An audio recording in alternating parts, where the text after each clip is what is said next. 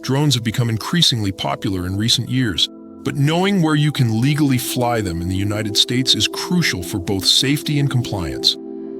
This video will guide you through the key regulations governing drone flights in America. In general, recreational drone pilots can fly their unmanned aircraft in many uncontrolled airspaces without specific authorization.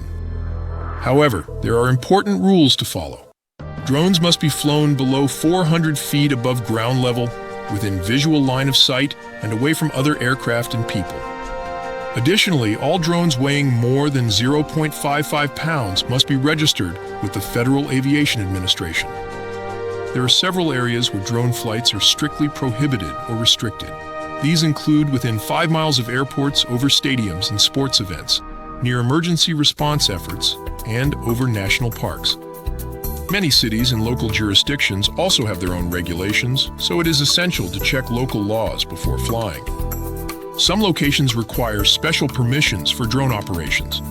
For instance, flying in controlled airspace, such as near larger airports, requires authorization through the Low Altitude Authorization and Notification Capability System.